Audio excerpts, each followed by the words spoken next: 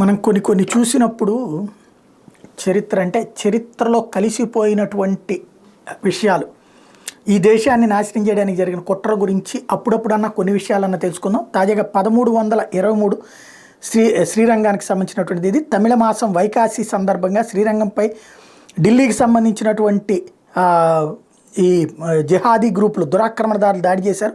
శ్రీరంగం ద్వీపంలో దాదాపు 12,000 మంది హిందువులు ఆలయ రక్షణ కోసం పోరాడుతూ ప్రాణాలు అర్పించారు. జిహాదీ మూకలు ఆలయంపై దాడి చేసి రంగనాథ స్వామి ఆభరణాలు, ఆలయ బంగారం ఎత్తుకెళ్లారు. బలగాలు విష్ణుమూర్తిని కూడా స్వాధీనం చేసుకోవాలనుకున్నాయి. కానీ ఆ పిశాచం ఒక పెరుమాళ్ విగ్రహం కోసం వెతికారు. కానీ వైష్ణవ ఆచార్య పిళ్ళై లోకాచార్య పెరుమాళ్ తీసుకుని ఆ జిహాదీ మూకలు తప్పించుకుని మధురైకి చేరుకున్నారు. 1323లో శ్రీరంగం నుండి బయలుదేరిన సంపెరుమాళ్ అని పిలువబడే విష్ణుమూర్తి విగ్రహం 1371లో మాత్రమే తిరిగి చేరింది. విగ్రహం జాడ తెలియని సుల్తానేట్ జిహాదీ దళాలు ఆలయ అధికారులను చంపి పిళ్ళై లోకాచార్య మరియు సంపెరుమాళ్ కోసం భారీ వేట ప్రారంభించాయి. బలగాలు ఆచార్యుని మరియు ప్రతిమను బంధిస్తాయని భయంతో ఆలయ నర్తకి దేవదాసి వెల్లాయి దళాల కమాండర్ ముందు ఒక నృత్యాన్ని ప్రదర్శించింది. తద్వారా పిళ్ళై లోకాచార్య చిత్రంతో తప్పించుకోవడానికి సమయం చిక్కింది.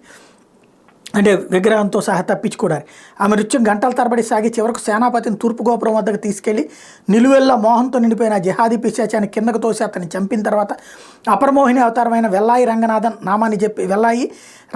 నామాన్ని జపిస్తూ తూర్పు ముఖ ద్వారం యొక్క గోపురంపై నుండి దూకి చనిపోయింది.